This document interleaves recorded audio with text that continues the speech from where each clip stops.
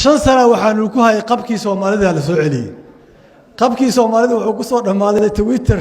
gabar Mareykan ay soo qortay tiri war ninkii waxa iska dhiibin kaara qabtaa qabkiina halkaas ku soo dhamaaday horta musalsalkan oo la leeyahay hanti wadaagana barwaaqo keena qabkii Soomaaliyana waa la soo celinayaa waa wax isku wada soo xirnay waayo in saas loo fiiriyo runtii u baahan dhaqan siyaasadeed aad u liito waaye oo ku dhisan kala talisnimo sideeda waxay dhashaa kala irdeynta bulshada ku tumashada xuquuqda muwaadinka waxay kaloo dhashaa ku takrifalka awoodda marka ugu dambeysana kalsooniday dishaa waan lagu kala tagaa dalka sideedaba adduunku waa standard meel kasta joogto kala talisnimo waa saas hadda xaalad dalka xagee joogta xaaladda dalka soo sheegay professor Xasan Sheikh Cali madaxtooyada dhexdeeda xafiiska xukuumadda iyo xafiiska madaxweynihii hore laba ciidan oo iska soo horjeeda wada kor saaran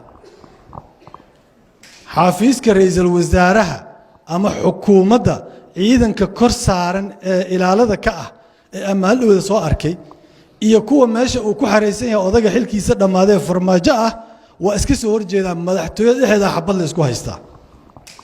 horta waxaan u baahanahay taas inaan horta meel saarno golaha wada tagshay qaran la yiri shiro isugu yimid waxa laga rabaa koow inuu ciidankaas kala qaado horta oo labada nin meesha laga soo saaro sababtoo ah maxamed xuseen rooble waa ra'iisul wasaare xil gaarsiina xilkii dalka u haya shaqadiina dastuur iyo sida la sheegay siyaasad ba asaga loo dhiibay ninkii kalena waa xareysan iyo hadda makri iyo shirqool ku maqan yahay labadii ciidanna madaxtooyada isku hor fadhiyaan si loo kala guro waxa sahlan ninka xilkiisa dhamaaday oo inqilaabka isku dayay oo fashilmay golaha wada tashiga qaran si fiican noo dhageystaan iyo beesha caalamka fariimaha soo diraysa iyo annagaba waa inaan isku raacnaa si nabad filla Soomaaliya dhexdeeda uga dhacdo ma aha meel kale nabad meesha ka dhace si filla Soomaaliya dhexdeeda nabad uga dhacdo oo nabad loogu wada noolaado bahashi filla Soomaaliya dhex taagan tahay ninkaas odayga in laga soo saaraa la rabaa qodobka labaad taliyaasha ciidamada hadle maanta waa fiicantiin laakiin hadalkiina hal mid ka dhima inaa iscasishiin waay waxaad u soo taagneedeen weeraradii iyo dagaaladii dalkan ka dhacay qaarkiin hormoodow ka ahay waa ogtihiin qaarkiin shala ugu dambeysay fidnada qayb ka ahaayeen oo dad la mudaaharaada ay hor joogeen ay diidayeen walaalayaalow si aan fariintiina u maqalno iscaasila waxaa la magacaabaa taliyaal aan dagaalada qayb ka soo noqonin oo fidnada ka soo qayb gelin midoo professor Xasan Sheikh Cali ka sheekay ee boosaasa laga soo bilaabay laakiin ma is daba taxan ragaan ka soo qayb gelin oo saraakiil iyo gabdho saraakiil u baahanahay naga hor wareega waa halka labaad markaas waxaan isaga imaanaynaa doorashada sida loo toosinayo sida malxiis loo joojinayo sida oday cali sheegay kursiga la dhacay loo soo celinayo si aan kuraasta 275 qabiilaa iska leh reer hebel iyo jufa hebel la yiraahdaa madaxweyne dowlad goboleed iskama leh nina arkaysa xildhibaan doonaya ama nin siyaasi oo kursi raba ama nin kursi ku fadhiyo difaacanaya elaborka wuxuu u taagan yahay madaxweyne dowlad goboleed walaalo maxaa u taagantaa kursiga ka raba oo kulay war kursiga madaxweynaha maale Facebook oo gala xafidahu Allah madaxweyne hebel oo ku haya maantooda war maxaa ka wada kursiga ka raba war kursiga qabiilka iskale ma saa iskale ya Allah saway war waxa waa baashi xad kay dhaaftay mida arkaysa ya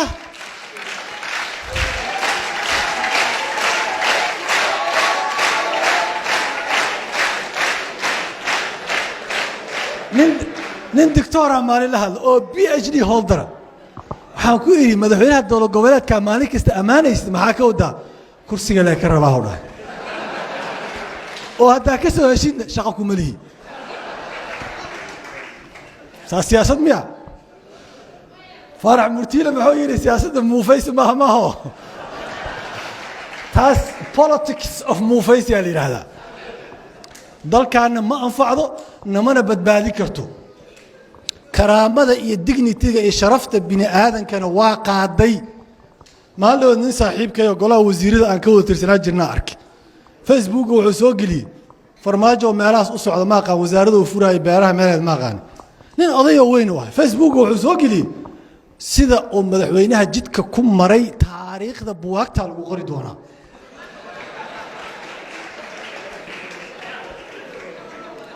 isoo amaan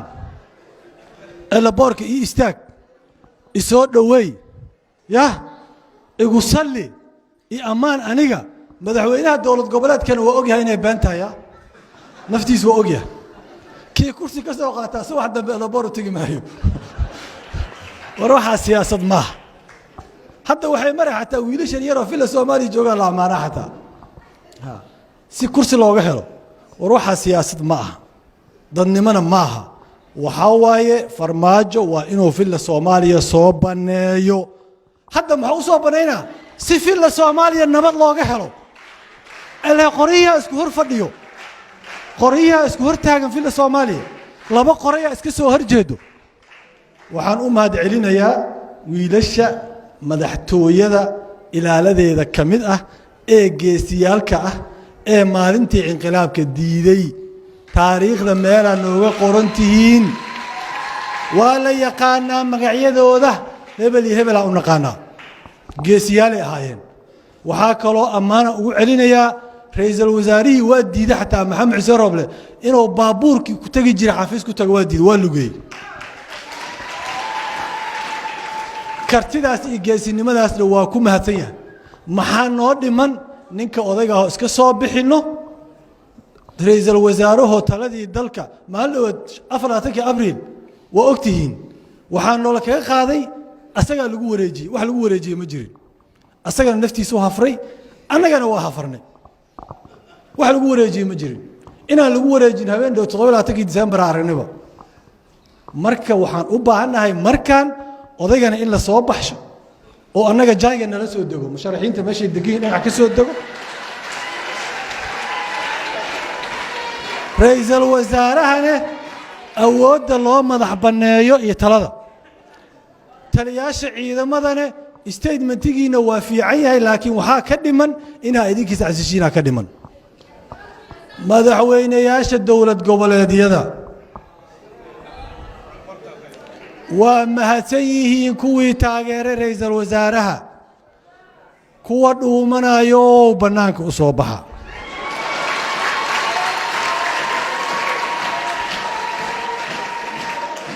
mala inka yeelaayo dadkan iyo deegaankan aan matala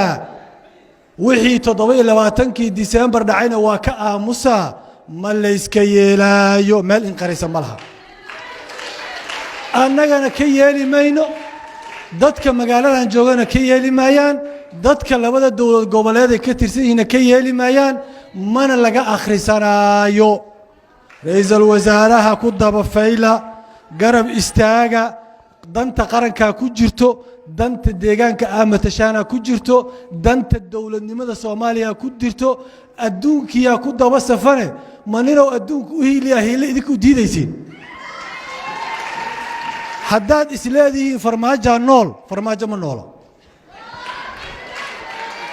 haddaad tihiin jinnigii ka baqaayay nabi Suleymaan oo dhintay oo islaahay waa nool yahay baday dhisay jinnigi waa fiiriya waa nool yahay isleeyihiin aboora markii dambe usha hoos ka cunay